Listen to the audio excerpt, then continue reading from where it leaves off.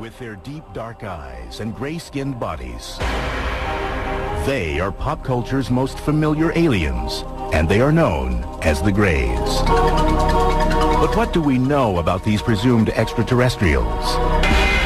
Eyewitnesses swear they have encountered these aliens, and they believe the Greys are here on a diabolical mission, abducting humans and conducting reproductive experiments. This is a very real phenomenon. Something is happening to these people.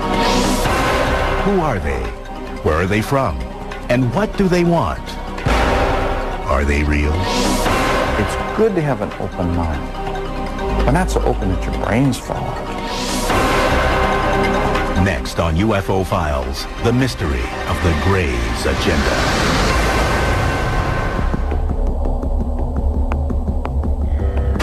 The Greys. They are depicted in books, magazines, and in the movies. They are commonly described as being about 4 feet tall, with huge bald heads that sit on gray, frail, hairless bodies. These creatures have small noses, or no noses at all, slits for mouths, no ears or visible reproductive organs, and very distinctive eyes. They come to a point, not actually a point, but they just come up like almonds, big almonds.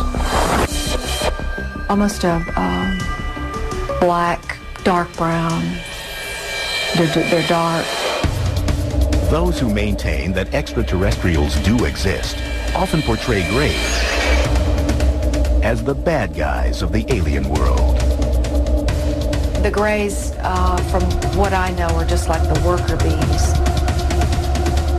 When they come and get you, they come and get you. They took time out of my life and replaced it either with a blank spot or with a scary memory. If there are Greys or any other alien species, and they're here, what do they really want? What is their agenda? An effort to create an offspring race that perhaps had the best qualities of humanity and the best qualities of these alien beings.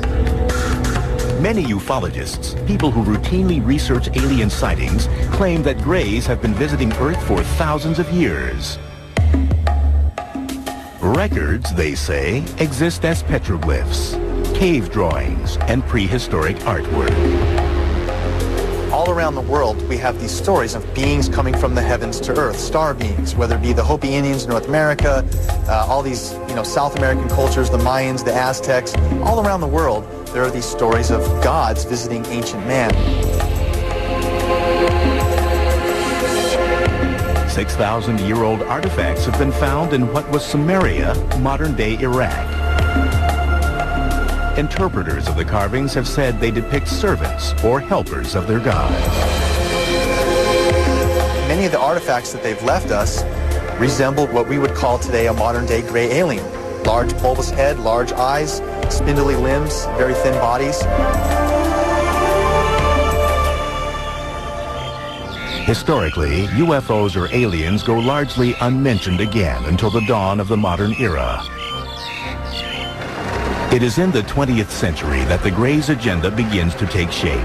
According to the UFO community, since then and to this day, there has been an obvious and persistent increase in encounters with the Greys. One of the most surprising claims made by some in the UFO community is that during World War II, Hitler and the Nazis were actually in collusion with the Greys. They say the aliens gave the Nazis advanced weapons technology used during the war. Since the Second World War, literally hundreds of people have claimed experiences with the gray aliens. The number reported, the quality of the reports, the similarities of the reports, and the fact that many of these reports can be substantiated under hypnosis lends very compelling strength to the idea that this is a very real phenomenon. Something is happening to these people. No official record for alien encounters or abductions exists. However, the National UFO Reporting Center in Seattle, Washington, keeps an unofficial tally of UFO sightings. Their statistics show that the number of sightings have gone from a handful every year in the early part of the 20th century to dozens by the middle of the 20th century, and then thousands every year beginning in the 21st century. Well, it seems that the whole business about alien abduction really dates from the Cold War. Back when there were UFOs, unidentified flying objects being spotted, and there was all these international tensions after the Second World War. According to UFO believers, the Greys first made contact through the much-debated 1947 crash in the desert outside Roswell, New Mexico. The Roswell story is that a rancher named Mac Brazel came into Roswell and told a story to the newspaper about how he had found some strange debris. And from that incident, the Roswell incident, we've now got an elaborate story that many of the American public think is a story of flying saucer wreckage and perhaps little alien greys whose corpses were scattered about, some of whom may have survived alive and are hidden away at some secret facility. The official U.S. government position? A large spy balloon went down at Roswell, not an alien spaceship. It was part of a secret project designed to detect emissions from Soviet nuclear tests. Ufologists believe otherwise. The Roswell story has been debated by a lot of people. But one thing that we know is that something came down about 75 miles north of Roswell Army Airfield in the summer of 1947. This was investigated by the 509th Bomber Unit's Chief Intelligence Officer, who was Captain Jesse Marcel. We know that some of this debris was taken back to the Army Air Base. We know that Marcel and the Army Air Base commander, Colonel Blanchard, thought that this was material from a flying disc. And we know that they thought this because a press release went out immediately announcing that the U.S. Army recovered one of the infamous flying discs that was in the news at that time. In the years since the Roswell incident, advocates argue that all contact between the Greys and the government have been kept top secret, despite repeated official government denials that a UFO crashed in the New Mexico desert. The stories won't die. There are now more than 400 individuals on the public record who said, I was there, I picked up pieces, I saw pieces of wreckage, I saw the craft, I saw the bodies. So Roswell is simply a question of belief. Who do you choose to believe?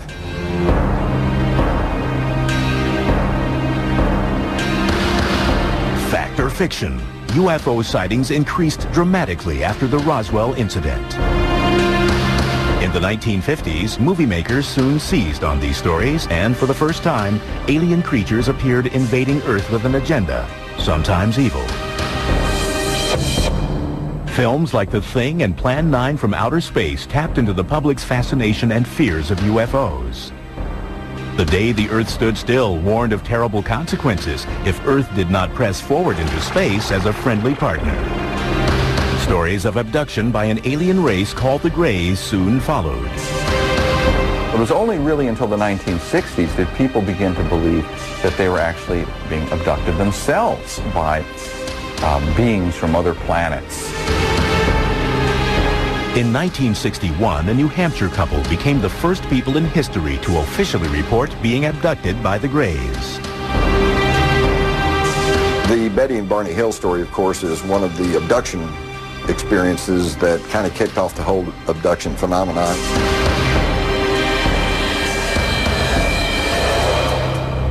When we come back, Betty Hill, in her last on-camera interview, recounts what the Greys did to her and her husband. I didn't know where they were from, but I knew they were not from this planet.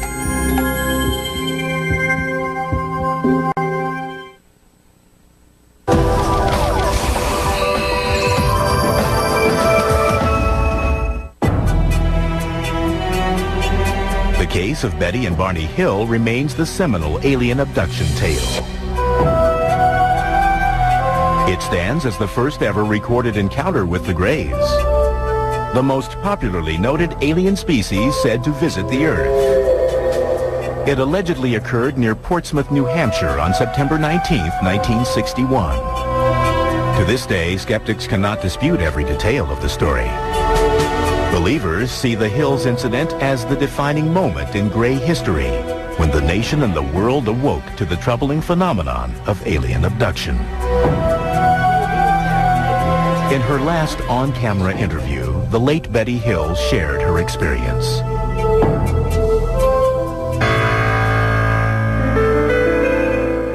My husband Barney and I are returning from Montreal, Canada. We're traveling down through the White Mountains of New Hampshire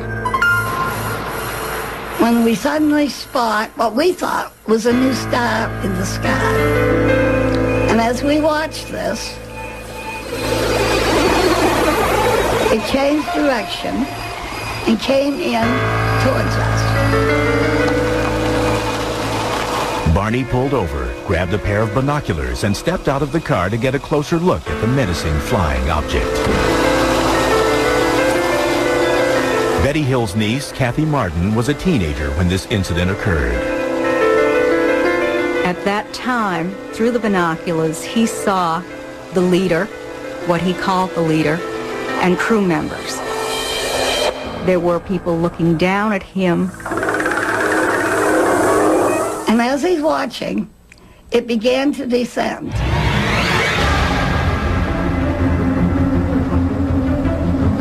And at this point, he became frightened, ran back to the car, yelling that they were trying to capture us. She was screaming to him, "Barney, you damn fool, come back here. Get back here." They sped off. A short while later, they heard a buzzing sound. They turned onto a logging road and stopped.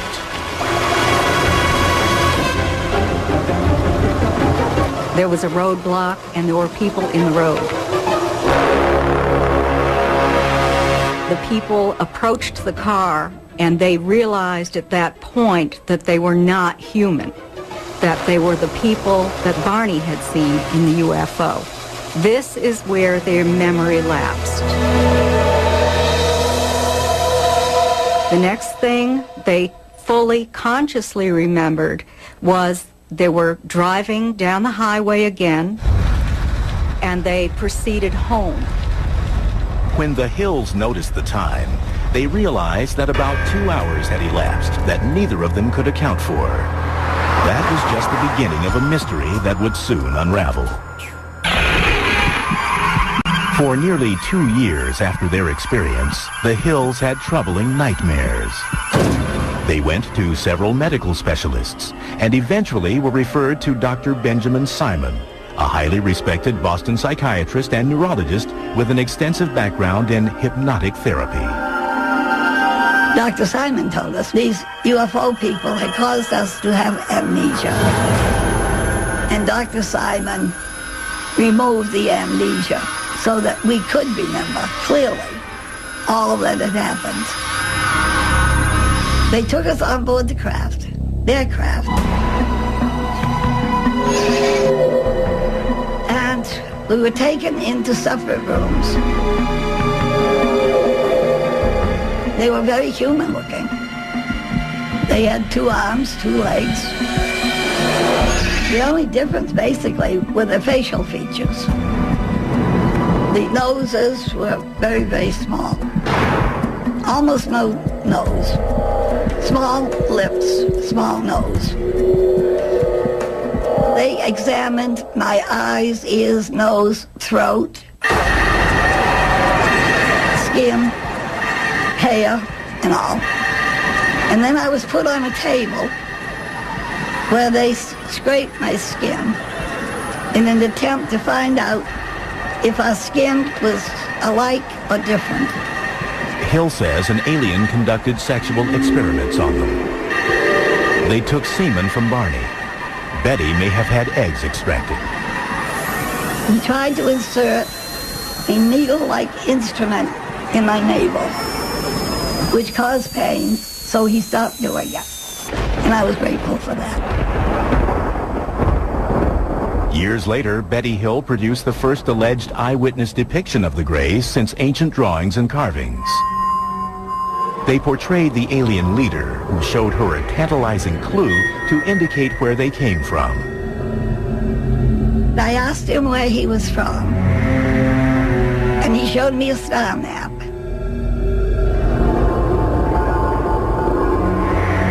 In a hypnotherapy session, a few years after her encounter, Betty drew a map of an alien star system.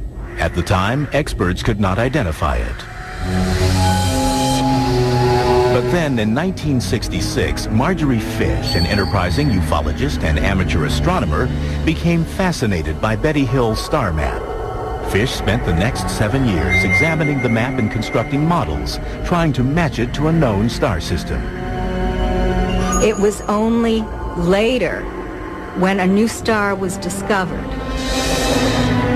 that they found exactly what Betty had drawn on the star map. In 1973, after reviewing 23 star models, Marjorie Fish claimed to have found a fit. She declared that Betty Hill had drawn a star system some 40 light years from Earth, Zeta Reticuli. At the California Institute of Technology, Dr. Charles Beichman, one of the world's foremost astronomers, examined Zeta Reticuli. We have no way to possibly travel that far. We don't know of any way for any solid vehicle to go that sort of a distance. But relatively speaking, within the scale of the galaxy, it's a very nearby star. In a conventional Earth-based space shuttle, it would take nearly 1.5 million years to reach Zeta Reticuli. In addition to his duties with the California Institute of Technology and the Jet Propulsion Lab, Dr. Beichman is a leading member of NASA's Origins program. Their mission is to probe space for signs of life. He concedes that life is possible in the universe, maybe even on Zeta Reticuli. Here we're looking at the two stars in the Zeta Reticulum system, about 40 light years away. The binary stars could well have planets around stars like this. The system is old enough that, in fact, you could have stable life having evolved on any habitable planets in those systems. Again, prospects good. What do we know today? Nothing. With just tantalizing evidence, but no definitive proof that the Greys actually come from Zeta Reticuli, Betty Hill's case continues to be hotly debated. However, skeptics and believers can agree that since that night in September 1961, hundreds of alien abductions have been reported. Just as a disease is contagious, so can an idea be contagious and spread from person to person. Did Betty Hill really meet aliens from Zeta Reticuli? Did they conduct reproductive experiments as part of an evil agenda? Are the people claiming to have been abducted reporting the truth? They're dreaming with their eyes open. So they have these hypnopompic, or upon awakening, hallucinations. That's the tactile sensations, the lights, the buzzing, and especially the sense of presence. So many times the debunkers try to explain abductions as people simply mimicking and repeating stories that have been passed around over the years. Well, here's some people who had nothing to go by. Nobody had ever reported this, and yet their abduction experience is remarkably similar to what we hear from people even to this very day.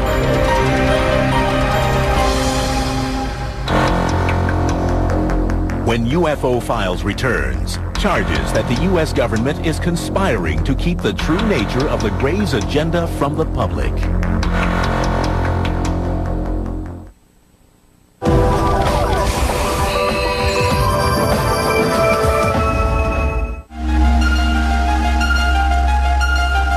When the Betty and Barney Hill abduction story broke in the 1960s and was soon followed by many more, the general public became entranced with the idea that alien spaceships were visiting Earth and that extraterrestrials, known as the Greys, were abducting humans.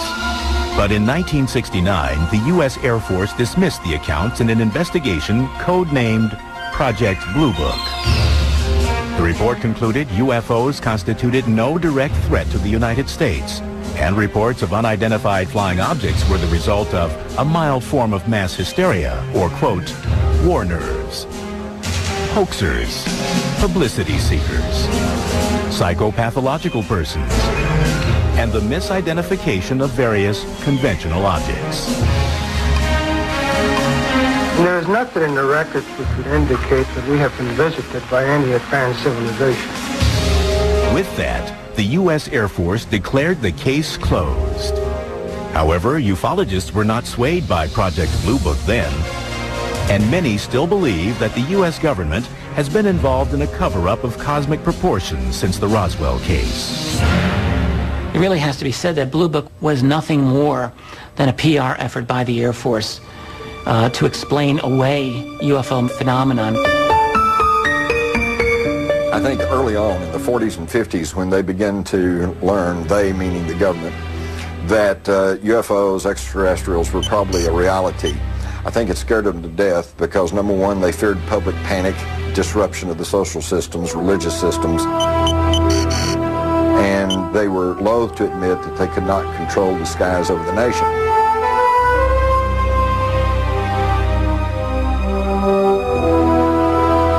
Try as the Air Force might to debunk UFOs again and again through the 50s and 60s, whoever's operating these UFOs didn't appear to read the Air Force reports because they kept showing up. Ufologists argue that Project Blue Book cannot account for a large number of cases. Out of 12,618 UFO reports, 701 remain unsolved. One of the most intriguing unsolved cases took place at Holloman Air Force Base, New Mexico in 1964. According to the story, an alien spaceship landed at the base. Several Greys emerged and were greeted by U.S. military personnel. It later became the basis for the famous closing sequence in Steven Spielberg's Close Encounters of the Third Kind. This is absolutely, something we cannot confirm. However, it has to be said that a rumor of this came out immediately. An airman at Holloman Air Force Base who went into the town and started talking about this. And according to the accounts, he was highly distressed, very upset, didn't know what to do, and he was not seen again. 1984, two mysterious film canisters appeared, which would help perpetuate the claims of conspiracy theorists. Jamie Chandray in 1984 received this package in the mail, which was undeveloped film. There were two sets of undeveloped film. One was given to Bill Moore and one was given to Jamie. And he, in turn, released this to the world, and it was an 8-page memo signed by Harry Truman.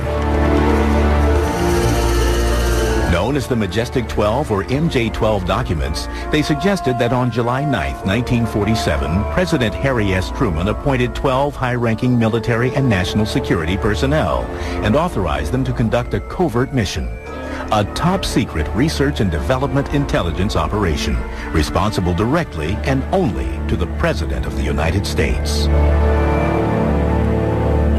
The large number of documents that I've been able to accumulate very clearly show that we have a covert program to keep from the public the recovery of a large number of crashes that include the recovery of extraterrestrials. The Majestic 12 documents detail 4 types of spacecraft that the aliens use. They include disc, cigar, circular, and triangular shaped crafts.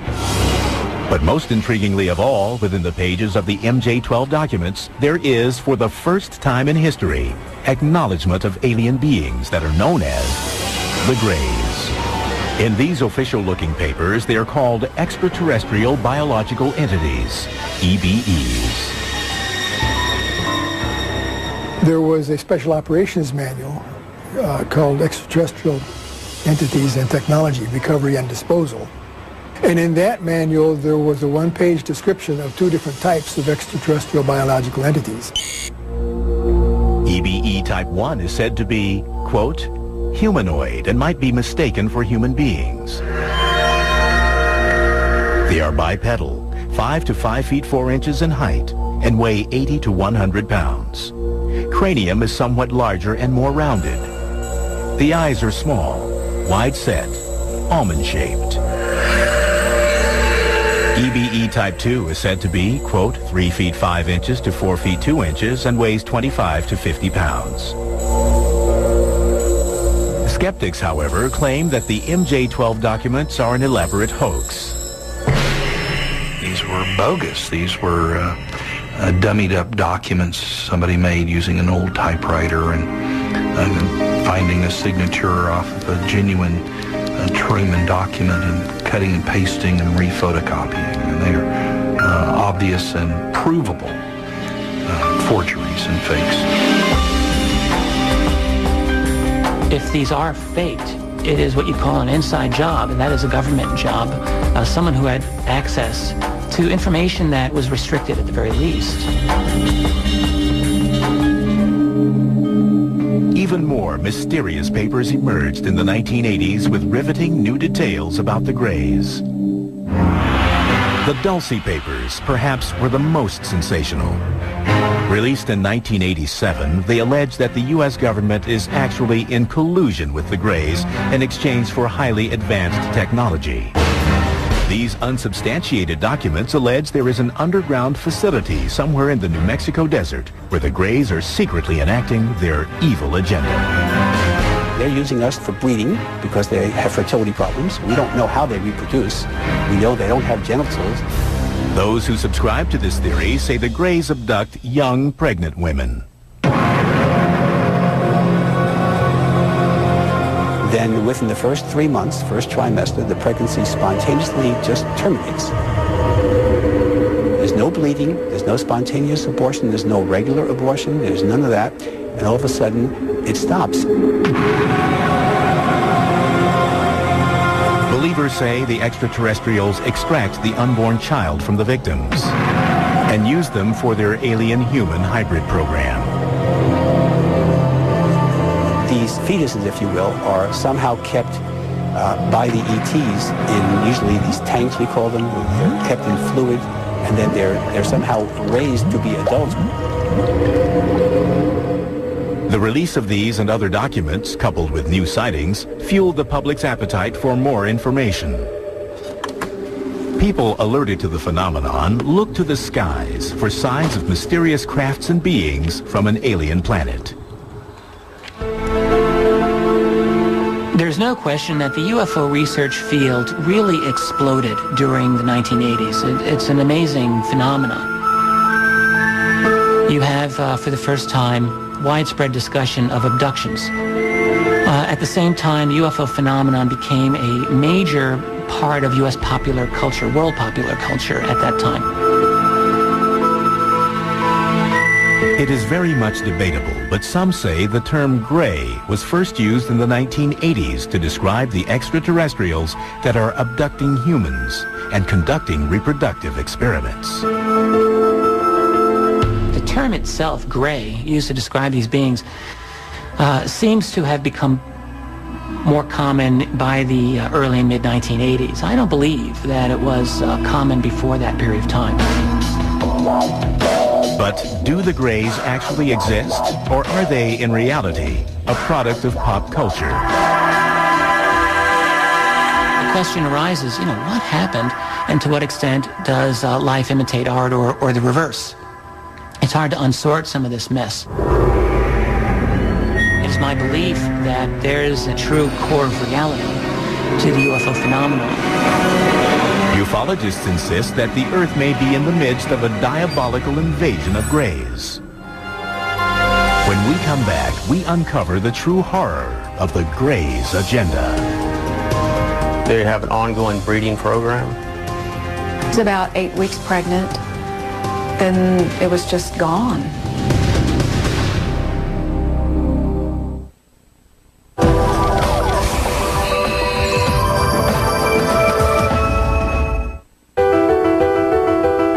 As the 21st century unfolds, the numbers of alleged gray alien abductions, according to members of the UFO community, are rising. There is no way to verify these numbers, but one unofficial poll conducted by the Roper organization puts the number of alien abductions at 4 million. I think that the problem a lot of people have with the Greys in general is that they don't believe in UFOs to start with. So therefore, they're not going to believe in something like abductions.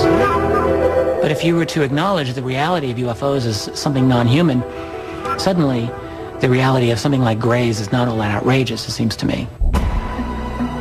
Eyewitnesses who swear they have encountered Greys are the primary source for all the information about these extraterrestrials. They report some commonalities that may reveal the true nature of the aliens' agenda. There's always a light that comes from nowhere. It's either like an amber or a blue. Then the frightened abductees report being surrounded and paralyzed by the alien creatures. They're not just making you immobile. They put you almost in like a comatose state.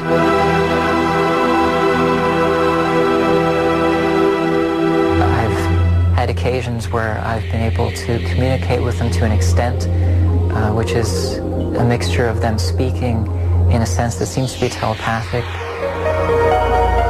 Some even claim the Greys will often whisk their human prize away into space. And you find yourself in, for lack of a better word, an alien environment where there's lots of light, everything is very... Poetic is almost the word to use to describe the environment because it feels very surreal. Abductees say that once on board, the Greys perform medical examinations, which some describe as being extremely painful. There were experiences which to me suggested that there was a biological, reproductive element of my experiences, and that's commonly widespread. So I'm not ashamed in reporting that. If the Greys are actually here, what's their real agenda? A lot of people think that they're coming to totally destroy us, and some people think that, and some people think that there are others coming to help us not be destroyed.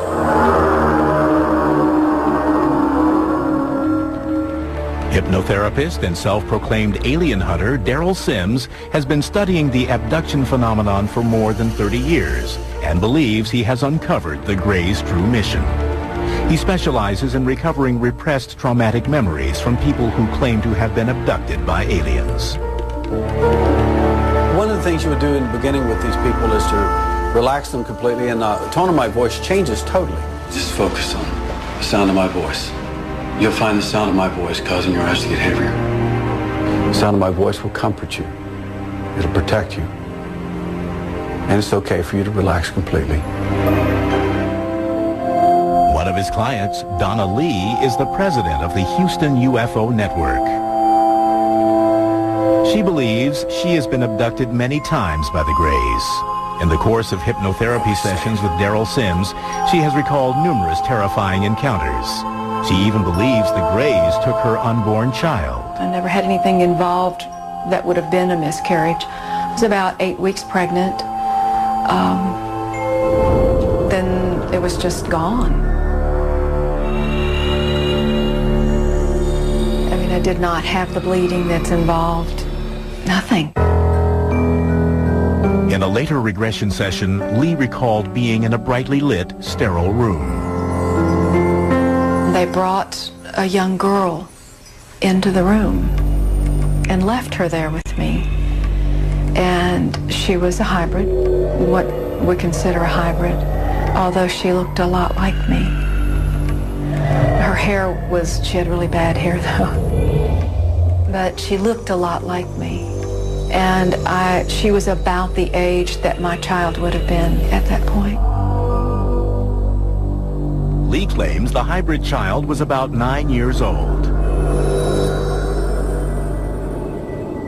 She sat there. I had that realization in that moment when they left me there with her and she looked at me that I know you. And it was this very sad, almost overwhelming sadness. For a while, I would still recall that longing for that again. To many experts, accounts of alien abductions are merely a product of an overactive mind. They say under hypnosis, subjects are open to suggestions. What happens under hypnosis is that people will generate imagery that they will often mistake for memories of things that actually happen rather than things that they're just producing. Second point is that when people recover these sorts of quote-unquote memories under these hypnotic regression sessions, they tend to credit them as being true.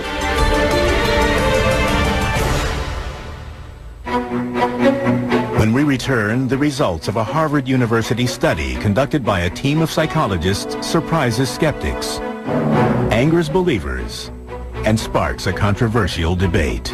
To write them off as fantasy is a dire mistake.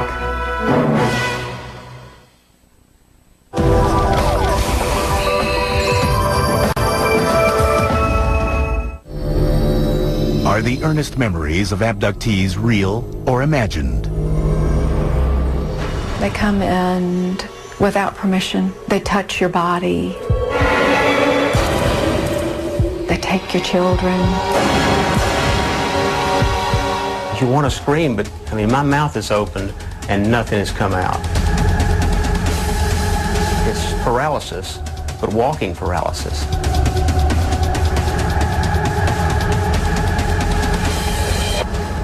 Do the Greys exist? And if so, are they on a devious mission?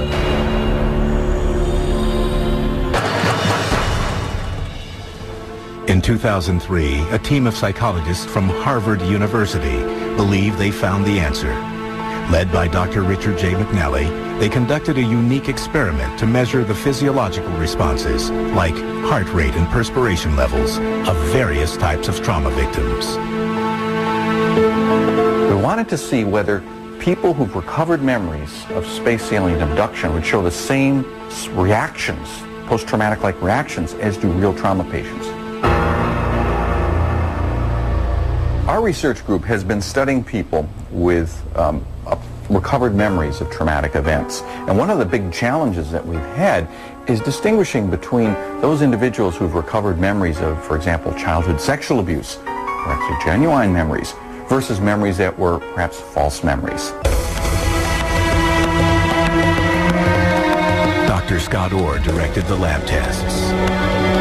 What this procedure involves is an individual coming in to the lab, sitting down with one of our counselors, and then describing a variety of experiences that they've had. We wire them up with recording electrodes so we can measure heart rate and skin conductance and facial EMG. In the lab, test subjects then listen to a 30-second audio tape of their own traumatic or abduction experience. You are lying naked, strapped to a metal table in the spaceship. There are alien beings hovering over the table. They are staring at you with their large, dead, black eyes. You are absolutely terrified. Then they open their eyes and they make self-reports of emotional experiences that they had while imagining the scene. So we asked them to rate how much arousal they felt, how vivid the scene was for them, how in control they felt, how pleasant or unpleasant they felt, how much fear, how much sadness, a variety of different emotional experiences. The Harvard psychologists found that the alien abductees exhibited a high tendency of a personality trait called absorption. Absorption is this ability to generate vivid imagery. When you go to the movie, you become moved by it emotionally. When you read a novel, it comes alive before your eyes. You become entranced by a sunset. You become lost in daydreaming and fantasy. They're especially high on this, and this is related to the ability to generate rich and realistic imagery. The study further concluded that in most cases, the abductees are not lying. They really genuinely believe that the alien narrative accounts for the experiences that they've had, that they're sincere. They're not quote-unquote crazy.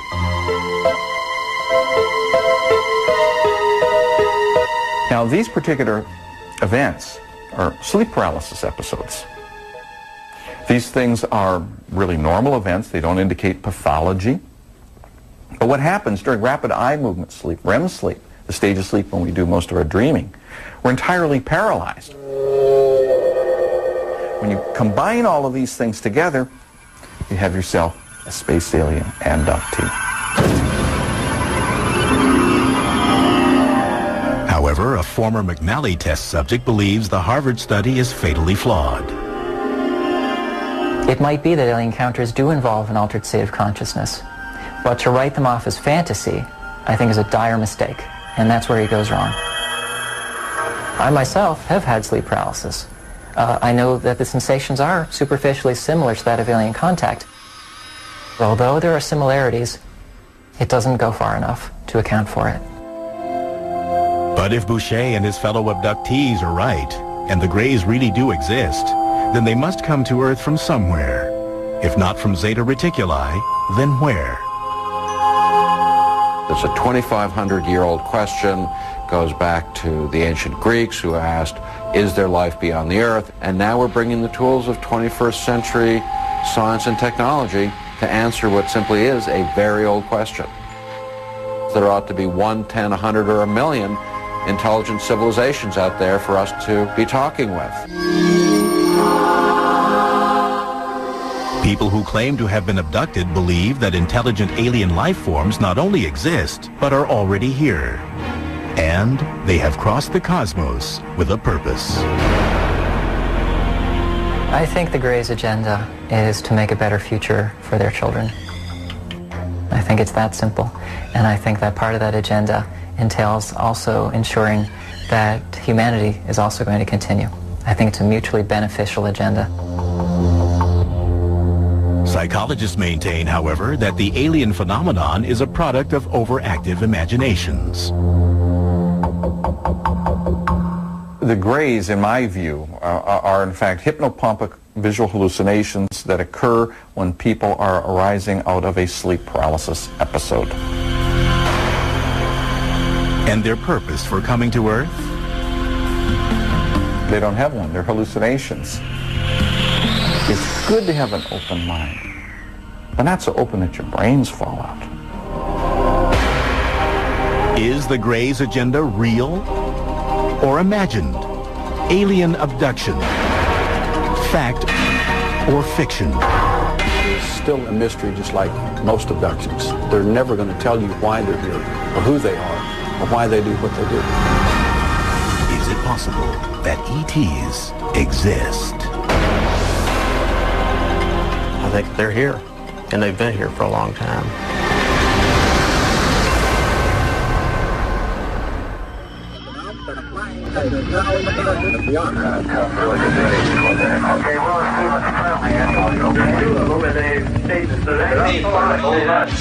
Oh my God, I hope that's a plane.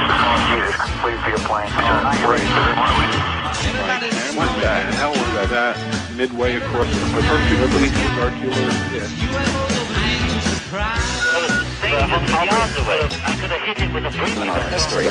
We're studying something that's studying us. Something fired a beam of light, doing a circle, you can imagine, circling our warhead. Fired another struck the warhead.